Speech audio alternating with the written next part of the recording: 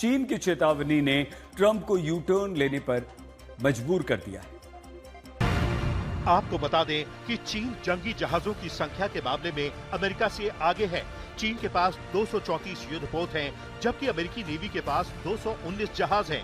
हालांकि चीन के पास सिर्फ 2 चालू एयरक्राफ्ट कैरियर हैं, जबकि अमेरिका के पास 11 हैं। चीनी नेवी के पास अमेरिका के मुकाबले काफी कम सबमरीन हैं।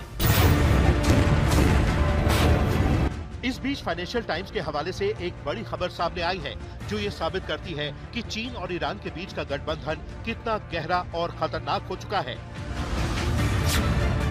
खबर है कि ईरान ने गुपचुप तरीके से एक चीनी जासूसी सैटेलाइट हासिल कर लिया था। इस सैटेलाइट की मदद से ईरान को मिडल ईस्ट में अमेरिकी सैन्य ठिकानों को टारगेट करने में बड़ी मदद मिली। लीक हुए ईरानी सैन्य दस्तावेजों से पता चलता है कि T-01B नाम के इस सैटेलाइट को IRGC की एरोस्पेस फोर्स ने 2024 के अंत में हासिल किया था। इसे चीन से अंतरिक्ष में लॉन्च किया गया था। सैटेलाइट तस्वीरें और ऑर्बिटल विश्लेषण दिखाते हैं कि ईरानी सैन्य कमांडरों ने बाद में इस सैटेलाइट को प्रमुख अमेरिकी सैन्य स्थलों की निगरानी का काम सौंपा।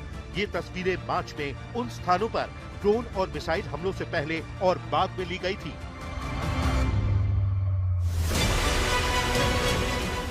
सैटेलाइट की मदद से ईरान को हमलों के लिए सटीक कोऑर्डिनेट्स मिले। रिपोर्ट के मुताबिक ईरान को न केवल सैटेलाइट मिला, बल्कि बीजिंग स्थित कंपनी एम्पोसैट के ग्लोबल ग्राउंड स्टेशंस का एक्सेस भी दिया गया। इसके जरिए ईरान ने एशिया से लेकर लैटिन अमेरिका तक फैले डेटा नेटवर्क का इस्तेमाल किया। इस खुलासे के बाद व्हाइट हाउस, पेंटागन और CIA में हड़कंप है। चीन के विदेश और रक्षा मंत्रालय ने फिलहाल इस पर चुप्पी साध ली है, जो इस मिलीभगत की ओर बड़ा इशारा है। अमेरिका ये भी आरोप लगा रहा है कि चीन ईरान को मैन पैड्स और एडवांस्ड एयर डिफेंस सिस्टम भी सप्लाई कर रहा है। China is preparing to ship weapons to Iran. Well, if China does that, China's going to have big problems, okay? हालांकि चीन ने साफ तौर पर कहा है कि वो ईरान को कोई सैन्य मदद नहीं दे रहा है और अमेरिका के इन आरोपों को पूरी तरह गलत बताया है। चीन का कहना है कि वो हथियारों के निर्यात को लेकर सख्त नियमों का पालन करता है और किसी भी युद्ध को बढ़ावा नहीं देता। इसके साथ ही चीन ने ईरान की बंदरगाहों पर अमेरिका की कथित नाकेबंदी को खतरनाक और गैर जिम्मेदाराना बताया। तो चीन के कड़े रुख पर ट्रंप के सुर कुछ बदले हुए नजर आने लगे हैं। होर्मुज में ईरान को घेरकर चीन को टारगेट करने वाले डोनाल्ड ट्रंप कह रहे हैं कि उन्होंने स्ट्रेट ऑफ होर्मुज को खोल दिया है। होर्मुज स्ट्रेट को स्थायी रूप से खोलने से चीन बहुत खुश है। मैं ये उनके लिए और साथ ही दुनिया के लिए भी कर रहा हूँ। ऐसी स्थिति दोबारा कभी नहीं आएगी। वो ईरान को हथियार न भेजने पर सहमत हो गए हैं। कुछ हफ्तों में जब मैं वहाँ पहुँचूंगा तो राष्ट्रपति शी मुझे गले लगाएंगे। हम मिलकर समझदारी से और बहुत अच्छे से काम कर रहे हैं। क्या ये लड़ाई से बेहतर नहीं है?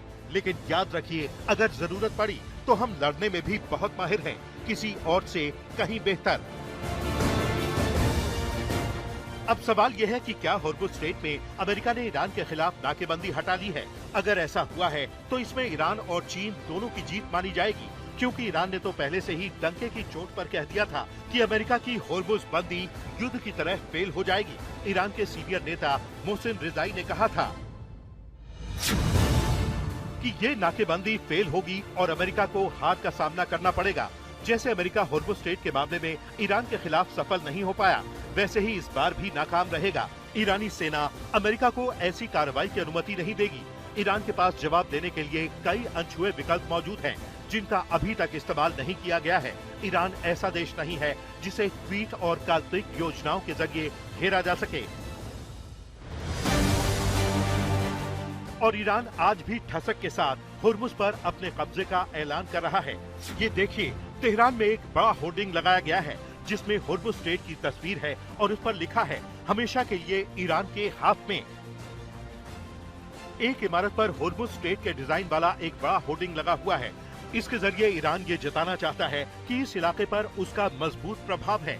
आपको ये भी बता दें कि इस्लामाबाद की शांति वार्ता में होर्मुज को लेकर भी मुद्दा उठा, लेकिन बात नहीं बनी। अब होर्मुज स्ट्रेट को लेकर बढ़ते तनाव के बीच रूस ने बातचीत के जरिए समाधान निकालने की अपील की है। विदेश मंत्री सर्गेई लावरोव ने कहा है कि ईरान की प्रतिक्रिया अमेरिकी आक्रामकता का नतीजा है और इसका हल बातचीत से ही संभव है। चीन दौरे पर लावरोव ने कहा कि खाड़ी के अरब देश भी मानते हैं कि अगर अमेरिका की ओर से आक्रामक कदम नहीं उठाए जाते तो ईरान हुर्मुज़ स्ट्रेट को बंद करने की स्थिति में नहीं आता। ऐसे में लावरोव ने अमेरिका से अपील की कि वो मिडिल ईस्ट में अपनी आक्रामक नीति को रोके, क्योंकि इससे उसके सहयोगी देशों को भी नुकसान हो रहा है। तो क्या अब अमेरिका और ईरान के बीच दूसरे दौर की बातचीत में हुर्मुज़ का हल निकल जाएगा? आज तक ब्यूरो।